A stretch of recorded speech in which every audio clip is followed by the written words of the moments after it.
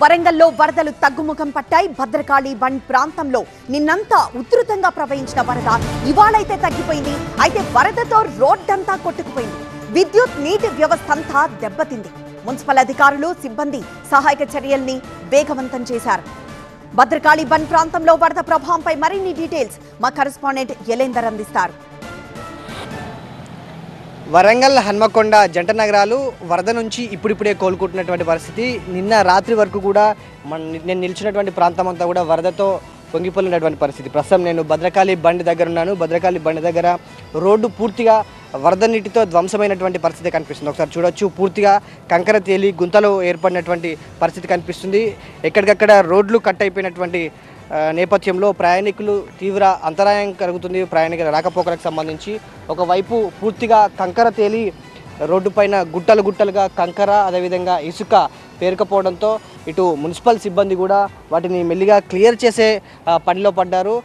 రోడ్లు దాదాపుగా వరంగల్ హన్మకొండకు సంబంధించినటువంటి రోడ్లు ఏవైతే ఉన్నాయో దాదాపుగా కట్ అవడంతో వాటర్తో రోడ్వే అనేది రాకపోకలకు అంతరాయం కలగడంతో ఇప్పుడిప్పుడే ఆ వాటర్ ఫ్లోటింగ్ తగ్గుతుంది. సో 1-2 మార్గాలు మాత్రం క్లియర్ అయ్యాయి. సో ఆ వాటిలో క్లియర్ అయిన రోడ్డు మార్గాల్లో ఇట్లా ప్రస్తుతం మనం విజువల్లో చూస్తున్నట్టు గుట్టలుగా పేరుకపోయినటువంటి ఇసుక కంకర తేలడంతో ప్రయాణికులు అయితే ఇబ్బందులు పడుతున్నటువంటి పరిస్థితి. ప్రస్తుతం మనం భద్రకాళి బండ్ వైపు చూస్తే ఇక్కడ పైప్ లైన్లు అదేవిధంగా విద్యుత్ సంబంధించినటువంటి తీగలు మెయిన్ తీగలు కూడా పూర్తిగా కట్ అయినటువంటి పరిస్థితి కనిపిస్తుంది.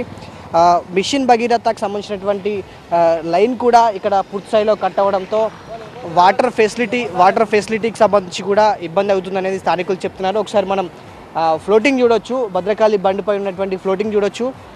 వాటర్ ఫ్లోటింగ్ ప్రస్తుతం చాలా వరకు తగ్గిపోయింది.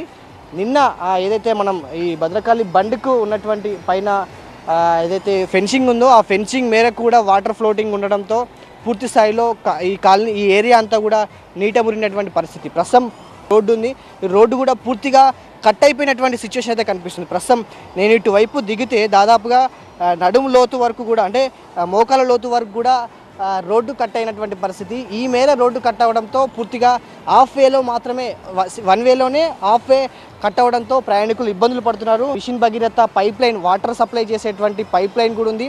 పైప్ లైన్ సంబంధించినటువంటి కనెక్టింగ్ మొత్తం కూడా కట్ అయినటువంటి పరిస్థితి. పూర్తిగా డ్రైనేజీ వాటరు నాలా వాటర్ అంతా కూడా అన్నీ కూడా ఒకటే దాంట్లో ప్రవేశించినటువంటి పరిస్థితి. ఈ లైన్ మొత్తం కూడా భద్రకాళి బండ్ మొత్తం కూడా నాలా పక్కనే ఉన్నటువంటి వే అంతా కూడా పూర్తిగా కట్ అవ్వడంతో సో ఈ ఏరియాకి హన్మకొండ ఏరియాకి సప్లై అయ్యేటువంటి వాటర్ కావచ్చు, మిగతా డ్రైనేజ్ వాటర్ క్లియర్ చేసేటువంటి లైన్ కావచ్చు అంతా కూడా మిక్స్ అయిపోయినటువంటి పరిస్థితే కనిపిస్తుంది. ఓవరాల్గా భద్రకాళి బండ్ ఇప్పుడిప్పుడే కోలుకుంటుంది. సో పక్కనే కొన్ని కాలనీలు ఉన్నాయి, వాటి పరిస్థితి ఎట్లా ఉందో ఒకసారి చూసే వెళ్ళే ప్రయత్నం చేద్దాం. వీడియో జర్నలిస్ట్ లక్ష్మణ్తో యలేందర్ రెడ్డి, TV9 భద్రకాళి బండ్ నుండి.